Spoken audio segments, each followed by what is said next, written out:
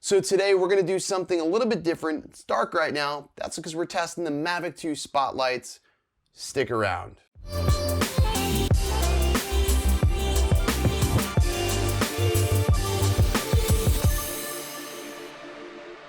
What's up everybody? I'm Original Dobo. Welcome back. Thanks for stopping in. If you already haven't, make sure you drop a like on this video and subscribe if you're new here so you don't miss videos just like this. I put a video out every single week, so you're gonna wanna be here. Mavic 2 Enterprise, I've been flying it a lot. This is like my third video I've done on that, but I'm excited about this drone. It's different, it's new, it's exciting, and the spotlights make it really fun, even if you're not searching and rescuing or in the enterprise realm. But before I get too far ahead of myself here, I wanna give a big thank you to my sponsor, DroneWorks, for being able to provide me with this drone so I can do all these tests in comparison for you all. If you are interested in grabbing yourself a Mavic 2 Enterprise, check out the link in the description below and talk to Zach over at DroneWorks. He can definitely get you hooked up. Now that's out of the way, let's talk about the spotlights. So the spotlights are crazy bright. And rightfully so. They're meant to see things from a far distance, but in the absolute pitch black, right? But before we can do that, we have to get them mounted onto the drone. So doing that's pretty straightforward and easy. There is a top flap on the Mavic 2 Enterprise that needs to be removed. Once that flap is removed, we can set the spotlight down on top, screwing in each bolt with even pressure until it's firmly adhered to the top of the drone. Now you just wanna make sure it's flush, don't go too crazy tight. It is a micro USB port, of course. And removing it's just as easy. You just go into unscrew bolt until you can move each set bolt evenly, and then just lift up with both bolts at the same time and the spotlight will come back off. Now once connected to the application, you will notice that there is an icon in the top left-hand corner that lets you turn the light on or off. Now currently, I don't see a way that you can map these to custom button functions, but hopefully that's something that DJI will address. I think it would just be way more convenient to have a custom button like custom 1 or custom 2 where I can just turn these lights on or off. Not sure why it doesn't exist. Even if we can just set it to be able to use that for any accessory, that would be awesome. Now, when you're sitting at idle, you'll notice that the lights are only at 50%, and that's just basically so it doesn't strain your eyes because again, they are crazy bright. And you know, any amount of time staring at that, especially when it's dark, could cause vision issues. But once we do take off, we can go ahead and max the brightness out to 100%. One thing to note, when you do have these lights maxed out at 100%, the battery does take a pretty drastic hit, so you will want to go ahead and watch the battery levels as you are flying. I did notice it drained about 5 to 6% faster than it normally would if I didn't have any accessories attached. But go ahead and take a look at some of this flight footage that I did around the tower. Again, it's pitch black out here in Hernando Beach, and I was able to illuminate the tower from about 280 feet in the air.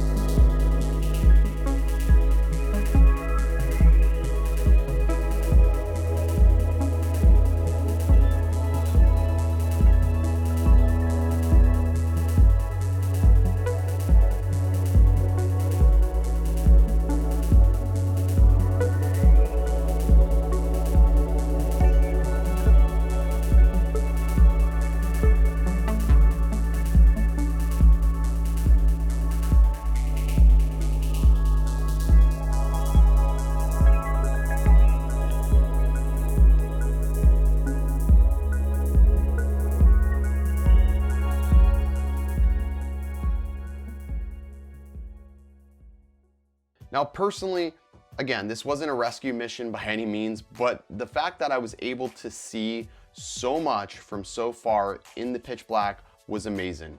Now, yes, the footage is grainy, and it's going to be grainy because, again, we're running this in automatic and the ISO is jumping up all over the place. But one thing I did notice about the zoom camera, and it even happens on my zoom, the non-enterprise version, is like there's this sparkle effect in the footage. I don't know what that is, but there's also an immense amount of bugs because I am in Florida, and bugs are just naturally attracted to light. So you'll notice it looks like it's raining. Those are actually gnats trying to attack the light.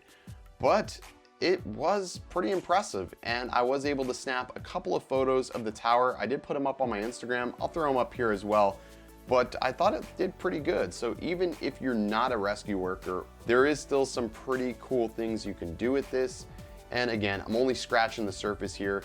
But all in all, I'm really impressed with the brightness of this. I really didn't anticipate that. I'm sure I was getting some weird looks from oncoming traffic. Again, to see something like this flying, I don't know what they thought it possibly would be. But in any event, it was cool, and I'm gonna test out the speaker next because I know everybody wants to see that. But let me know how you want me to test it out. And if you're at Spin Up, I'm gonna be bringing this out to Spin Up. So maybe I should test the speaker at Spin Up and all of you could be in the video. Let me know what you guys think. Drop me a comment down below. I'll see you next time. Stay original.